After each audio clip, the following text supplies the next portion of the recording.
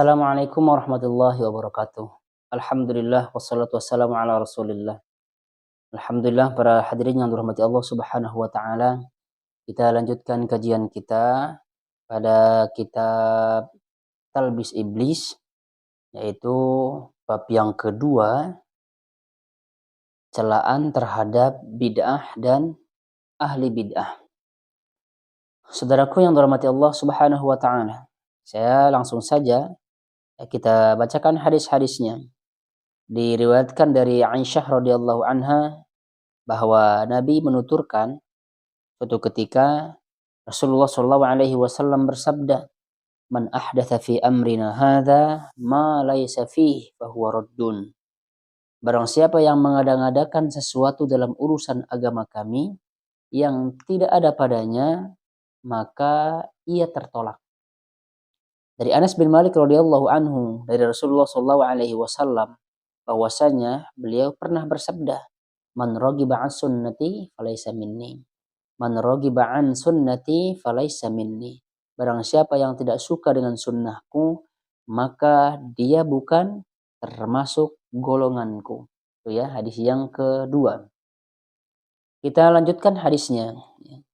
Shalla bina Rasulullah sallallahu alaihi wasallam dzata yaumin, thumma aqbala alaina biwajhihi, fawa'adhana maw'izatan balighah, ذرفت منها العيون ووجلت منها القلوب، فقال قائل: يا رسول الله، كأن هذه موعظة مودع، فماذا تعهد إلينا؟ فقال: أوصيكم بتقوى الله والسمع والطاعة، وإن كان عبدا هبشيا، فإنه من يعش منكم بعدي فسيرى اختلافا كثيرا، فعليكم بسنتي وسنة الخلفاء الراشدين المهديين من بعدي، تمسكوا بها وعضوا عليها بالنواجذ، وإياكم ومحدثات الأمور، فإن كل محدثة بدعة وكل بدعة ضلالة.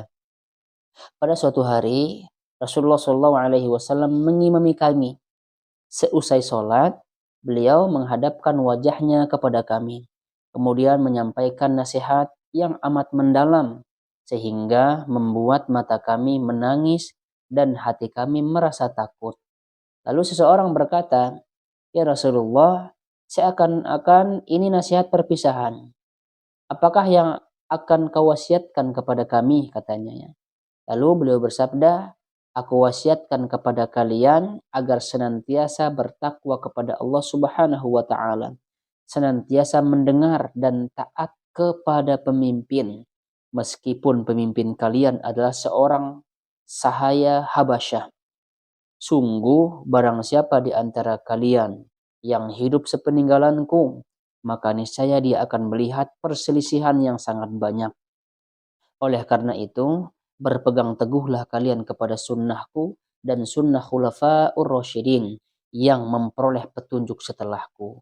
Berpegang teguhlah kepadanya dan gigitlah dia dengan gigi geraham kalian, dan jauhilah olehmu perkara agama yang diada-adakan, karena sesungguhnya setiap perkara agama yang diada-adakan itu adalah bid'ah, dan setiap bid'ah itu adalah sesat." Ini hadisnya sahih. Jadi kita tidak perlu sekarang Maya, kalau ada yang mengatakan bid'ah, telinga ini tidak usah panas ya untuk mendengarkan kalimat tersebut. Kenapa? Karena yang mengatakan bid'ah sendiri adalah Rasulullah, yang mengatakan ya kita berpegang teguh kepada sunnahnya dan sunnah khulafa'ur rasyidin adalah Rasulullah. Jadi ketika para sahabat melakukan sesuatu ibadah yang dimana pada saat itu tidak diingkari oleh para sahabat, maka itu adalah syariat. Kita mengikuti sunnah mereka, tentunya tidak akan bertentangan dengan sabda Nabi Shallallahu Alaihi Wasallam. Beda dengan zaman sekarang. Zaman sekarang walaupun niatnya baik, akan tetapi itu tidak ada dasaran dari Nabi, tidak pula dikerjakan oleh para sahabat, tabi'in, tabi'ut tabi'in dan yang lainnya, maka semuanya itu akan tertolak sesuai dengan hadis Nabi Shallallahu Alaihi Wasallam yang pertama tadi, "Man ahdatsa fi amrina hadza ma laysa fi fahuwa ruddun." Atau di riwayat yang lain juga, "Man amila amalan laisa alaihi amruna fahuwa ruddun." Barang siapa yang melakukan suatu amalan yang tidak sama sekali ada dasarnya dari kami, kata Rasulullah, maka semuanya tertolak. Walaupun niat kita baik, tapi tidak ada dasarnya dari Nabi, pasti itu akan tertolak. Oleh karenanya ya, pada saudaraku yang dirahmati Allah Subhanahu wa taala, yang mengatasnamakan ibadah, tolong supaya dicari dulu dalilnya, baru kemudian lakukan ibadah tersebut. Kalau suatu ibadah yang sama sekali tidak ada dasarnya, tidak ada dalil, tidak ada perintah, alangkah lebih baiknya dan paling aman ibadah tersebut harus ditinggalkan. Ibadah yang harus kita lakukan, kita lihat dulu dalilnya. Tidak ada ibadah kecuali ada dalil. Karena pada dasarnya syariat ini, ibadah ini pada dasarnya adalah haram. Kecuali ada dalil yang menunjukkan bahwa ibadah tersebut boleh dilakukan. Kalau dunia sebaliknya, maka kalau ibadah jangan tanya larangan, tanya perintahnya kalau ibadah. Kalau dunia tanya larangan. Kalau misalkan ada orang, kok ini kan nggak ada larangannya, katanya ya. Nggak ada larangannya, betul nggak ada larangan. Tapi kalau masalah ibadah mah tanya perintah. Tidak ada larangan kalau sholat subuh 3 rakaat, nggak ada. Nggak ada larangan kalau misalkan kita azan sebelum hari raya Idul Fitri atau Idul Adha, tidak ada larangan. Tapi apakah dicontohkan oleh Nabi? Apakah diperintahkan oleh Nabi? Kan tidak. Sama dengan ibadah-ibadah yang lain juga, termasuk sholawat misalkannya, sholawat yang dibuat-buat. Tidak pernah Rasulullah membuat sholawat selain sholawat yang diajarkan kepada para sahabat. Karena sholawat itu adalah ibadah, maka cari dulu dalilnya sebelum kita lakukan ibadah tersebut. Gitu ya. Lalu kemudian dari Ibnu Mas'ud radhiyallahu anhu, bahwasanya dia menceritakan Rasulullah sallallahu alaihi wasallam bersabda, "Ana faratukum 'alal haud wa la yukhtalajanna rijalun duni, aqulu ya rabbi ashabi, fayuqalu innaka la tadri ma ahdatsu ba'dak." Aku akan mendahului kalian, kata Rasulullah, menuju ke al-haud, serta akan ada orang-orang yang benar-benar dihalau dariku. Kemudian aku berkata, wahai Robku, mereka itu adalah para sahabatku. Dan dikatakan kepadaku, sungguh engkau tidak tahu apa yang mereka ada-adakan sepeninggalanmu. Hadis ini sahih, diriwayatkan oleh Bukhari dan Muslim. Hadis ini sebenarnya cukup bagi kita ya untuk tidak melakukan perkara yang bid'ah. Sudah jelas soalnya, hadisnya sudah jelas. Kita cukup melakukan perkara-perkara yang sudah ada contohnya. Jadi nggak usah ribet-ribet. Sebenarnya Islam sama sekali nggak ada ribetnya ya. Sunnah Nabi tidak ada ribet-ribet sama sekali. Islam ini gampang. Yang membuatnya sulit itu adalah kita sendiri. Lihatlah bagaimana seorang sahabat ya, yang bertanya kepada Rasulullah, wahai Rasulullah, bagaimana kalau aku melakukan yang wajib-wajib, ya, tidak melakukan yang sunnah, ya. Saya meninggalkan perkara yang dilarang, saya melakukan yang wajib-wajib saja. Nah, apakah aku masuk surga? Masuk surga, kata Rasulullah. Sederhana pan. Jadi ya nggak usah buat perkara yang baru. Kecuali orang-orang yang mengikuti hawa nafsunya, yang mengatasnamakan ibadah. Ibadah ini kan baik katanya. Itu pengikut hawa nafsu. Jadi kalau dia jujur beragama, membaca dalil-dalil yang tadi yang sudah saya sebutkan, insya Allah ya, perkara-perkara bid'ah lama-kelamaan akan terkikis jadinya. Catatannya kalau jujur beragama. Kita bacakan ya pendapat dari Sufyan Ats-Tsauri rahimahullah. Beliau berkata, bid'ah lebih disukai iblis daripada maksiat. Karena maksiat itu lebih mudah bertaubat di kemaksiatannya. Sedang ahli bid'ah akan sulit bertaubat dari bid'ahnya. Ya betulnya, karena dia sudah berkeyakinan bahwa itu adalah ibadah. Kalau yang kemaksiatan-kemaksiatan seperti mencuri, berzina, dan yang lainnya, itu akan lebih mudah ya orang untuk bertobat darinya. Daripada pelaku bid'ah tersebut, karena sudah mendarah daging dalam dirinya. Apalagi kalau jamaah sudah banyak, ya pasti akan dipertahankan terus. Lalu kemudian dari Fudail ya, beliau berkata, apabila engkau bertemu dengan seorang ahli bid'ah di suatu jalan, maka ambillah jalan selainnya. Tidak ada satu amal pun dari ahli bid'ah yang akan diangkat kepada Allah Subhanahu wa taala. Bahkan barang siapa yang menolong pelaku bid'ah, maka dia sama saja telah membantunya untuk menghancurkan Islam. Menolong di sini bukan berarti dalam bab muamalah, bukan. Menolong di sini misalkan seseorang mengatakan boleh kita minta kepada kuburan. Kenapa? Karena kuburan ini adalah di dalamnya terdapat orang-orang soleh. Lalu kemudian kita promosikan hal demikian. Ini maksudnya membantu dalam kalimat ini. Bukan mutlak ya, bukan secara mutlak tidak boleh membantu. Kalau dalam muamalah ya kita membantu. Orang jatuh, masa kita tidak bantu? Nah itu ya. Kita lanjut ya. Abul Bakhtari rahimahullah mengutarakan, seorang laki-laki mengabarkan kepadaku, seorang laki-laki mengabarkan kepada Abdullah bin Mas'ud bahwasanya sekelompok orang duduk di masjid seusai sholat maghrib, dan di antara mereka itu ada seorang laki-laki yang menyerukan, bertakbirlah sekian, bertasbihlah sekian, dan bertahmidlah sekian. Maka Abdullah pun menegaskan, apabila engkau melihat mereka melakukan amal itu lagi, maka datanglah dan kabarkanlah kepadaku di mana majelis mereka berada. Laki-laki itu kemudian mendatangi mereka dan duduk. Ketika dia mendengar apa yang mereka ucapkan, dia berdiri lalu melaporkan hal ini kepada Ibnu Mas'ud. Bayangin Ibnu Mas'ud ya, orang sahabat yang faqih. Seperti diketahui, ya, Ibnu Mas'ud adalah orang yang bersikap keras dan tegas. Sahabat ini pun mendatangi orang-orang yang melakukan amalan tersebut seraya mengatakan, aku ini adalah Abdullah bin Mas'ud. Demi Allah yang tidak ada ilah yang berhak diibadahi kecuali dia.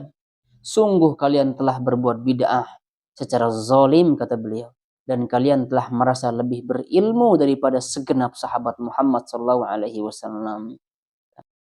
Amir bin Utbah lantas berkata, aku memohon ampun kepada Allah. Ibnu Mas'ud melanjutkan, hendaklah kalian berpegang teguh kepada jalannya yang lurus, yakni jalan Rasulullah dan para sahabat. Jika kalian menoleh ke kanan dan ke kiri, niscaya kalian akan benar-benar tersesat dengan kesesatan yang jauh. Bayangin ya, ada seseorang di zamannya Ibnu Mas'ud, lalu kemudian berkumpul-kumpul, dan satu orang mengatakan, katakan subhanallah sekian kali, subhanallah, subhanallah, subhanallah. Sudah beres, katakan alhamdulillah sekian kali, alhamdulillah, alhamdulillah, dan segitunya. Nah, sekarang pertanyaannya, apakah ucapan subhanallah ini bagus? Apakah ucapan alhamdulillah bagus? Bagus semua. Akan tetapi kenapa Ibnu Mas'ud mengingkarinya? Bukan ucapan subhanallahnya, bukan ucapan alhamdulillahnya, akan tetapi caranya inilah yang diingkari oleh Ibnu Mas'ud. Makanya Ibnu Mas'ud mengatakan, apakah karena lebih pintar daripada Rasulullah dan para sahabatnya? Coba, luar biasa kan? Ucapannya mah bagus. Alhamdulillah, meliputi langit. Subhanallah, Allahu Akbar, la ilaha illallah. Tapi caranya ini ya sebenarnya yang diingkari oleh Ibnu Mas'ud. Bukan ucapan subhanallah alhamdulillahnya, bukan. Coba kita renungkan sekarang bagaimana yang terjadi di masyarakat. Dari Abu Hurairah radhiyallahu anhu, dia berkata, Rasulullah sallallahu alaihi wasallam bersabda, tafarraqatil yahudu ala ihda sab'ina firqah aw ithnataini wa sab'ina firqah wan nasara mithla dhalik wa taftariqu ummati ala 73 firqah. Kaum Yahudi akan terpecah belah menjadi 71 atau 72 kelompok, seperti halnya kaum Nasrani, dan adapun umatku akan terpecah belah menjadi 73 kelompok. Hadis ini sahih yang diriwayatkan oleh At-Tirmizi.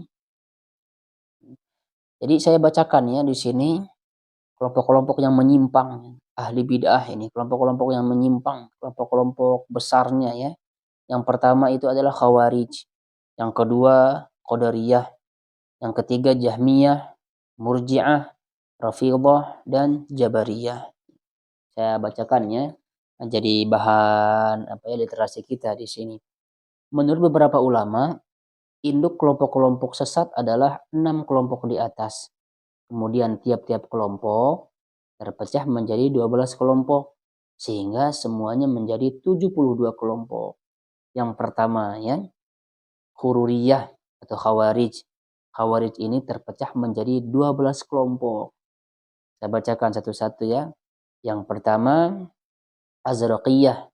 Mereka berkata, kami tidak tahu ada seorang pun yang beriman.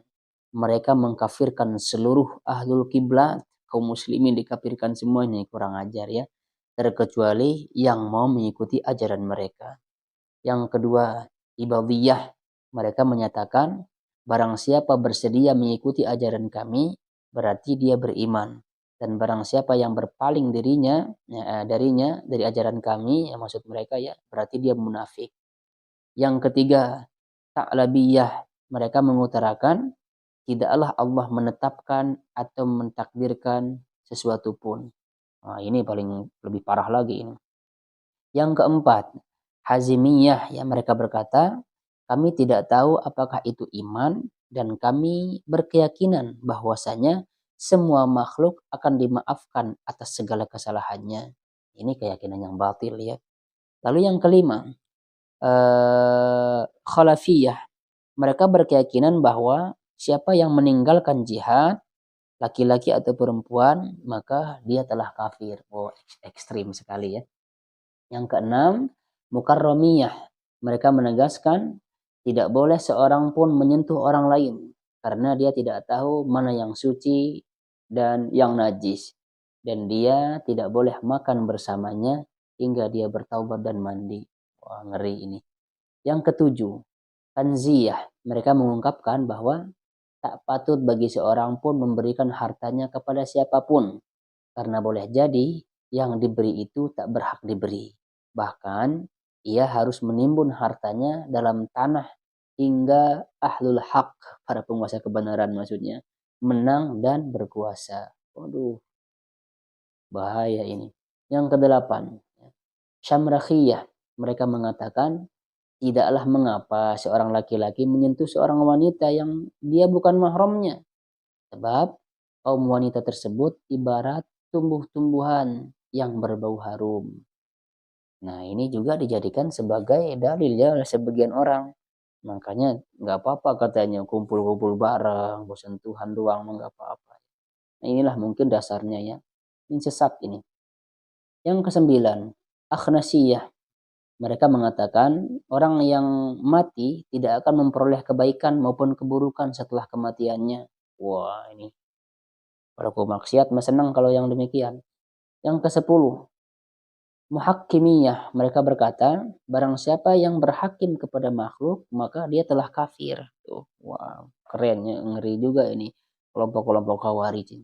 Yang 11, ya. Yang 11, Mu'tazilah Haruriyah.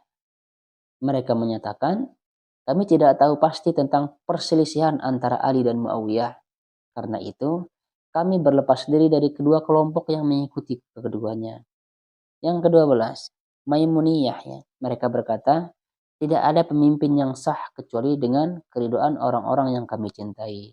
Wah, ini bahaya ini. Nah itu ya, kelompok Khawarij mereka berpecah menjadi 12. Yang kedua sekarang, Qadariyah. Mereka juga berpecah menjadi 12 kelompok. Yang pertama, Ahmariyah. Mereka meyakini bahwa syarat keadilan Allah adalah apabila dia menyerahkan segala urusan hamba-hambanya kepada mereka dan dia mencegah mereka dari kemaksiatan terhadapnya. Yang kedua, Tanawiyah. Mereka meyakini kebaikan itu berasal dari Allah, sementara keburukan berasal dari iblis. Yang ketiga, Mu'tazilah Qadariyah. Mereka berpendapat bahwa Al-Quran adalah makhluk dan mengingkari keyakinan bahwa orang-orang beriman akan dapat melihat Allah di akhirat kelak. Wah, mereka mengingkari ya. Bahaya ini Mu'tazilah Qadariyah. Kita lanjut, Kaisaniyah. Mereka mengatakan, kami tak mengetahui apakah perbuatan seorang hamba itu dari Allah atau dari pribadi hamba itu sendiri. Kami tak mengetahui pula apakah sesudah mati manusia akan diberi pahala atau akan diberi siksa. Nah, itu pendapat Kaisaniyah ya. Yang kelima, Syaitaniyah. Mereka mengutarakan sesungguhnya Allah tidak menciptakan setan. Wah, ekstrim ini. Yang keenam, Syariqiyah ya. Mereka berkata, sungguh semua kejahatan adalah sesuatu yang telah ditakdirkan oleh Allah kecuali kekufuran. Wahmiyah, mereka menyatakan segala perbuatan dan perkataan makhluk tidak memiliki zat. Ini sebagai kebaikan dan keburukan. Keduanya juga tidak memiliki zat. Yang kedelapan, Rawandiyah, mereka mengatakan semua kitab yang diturunkan dari Allah wajib untuk kita amalkan, baik yang menasakh maupun yang dinasakh. Yang kesembilan, Batriyah, mereka berkeyakinan bahwa barang siapa yang bermaksiat kemudian bertaubat, maka taubatnya tidak akan diterima. Ini berarti seakan-akan mengatakan Allah bukan maha pengampun atau ya kalau gini mah. Yang ke-10 ya. Nakithiyah, mereka yakin bahwasanya orang yang membatalkan baiat kepada Rasulullah tidak berdosa. Yang ke-11, Qasitiyah ya, mereka lebih mengutamakan pencarian kesenangan ya, kesenangan dunia daripada bersikap zuhud. Nakhzamiyah, mereka mengikuti Ibrahim An-Nakhzam yang berpendapat bahwa barang siapa berkeyakinan bahwa Allah adalah sesuatu, maka dia telah kafir. Ternyata rupa-rupanya, itulah kelompoknya ya. Kelompok Qadariyah itu terpecah menjadi 12. Sekarang yang ketiga, kelompok Jahmiyah. Sama, terpecah juga menjadi 12 kelompok.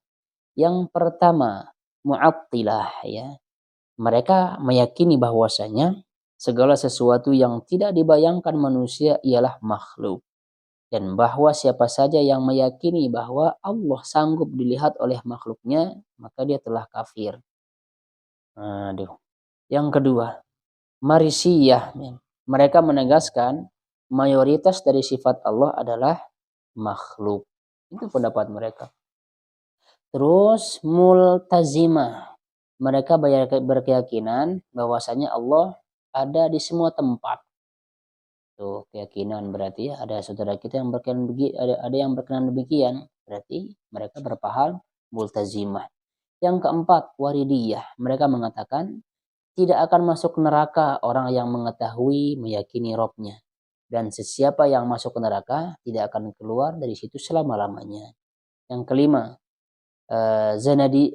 Zanadiqah ya, mereka berkata tidak seorang pun boleh menetapkan Tuhan bagi dirinya, karena menetapkan sesuatu itu hanya dapat terlaksana setelah mengetahuinya dengan indera.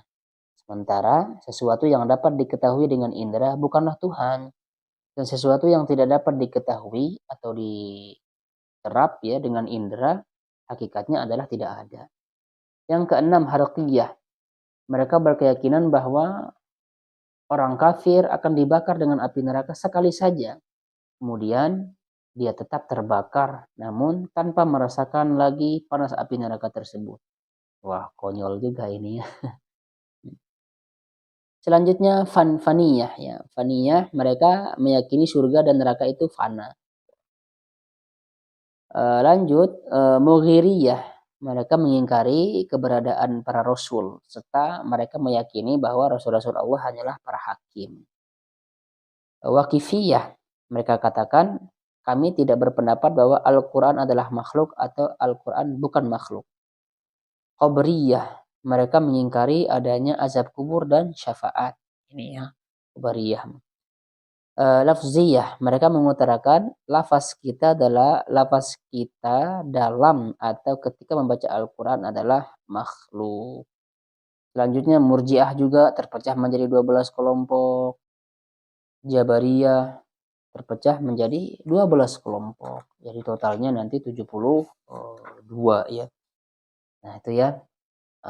Mudah-mudahan ini ada manfaatnya. Subhanakallahumma bihamdika asyhadu an la ilaha illa anta astaghfiruka wa atubu ilaik. Assalamualaikum warahmatullahi wabarakatuh.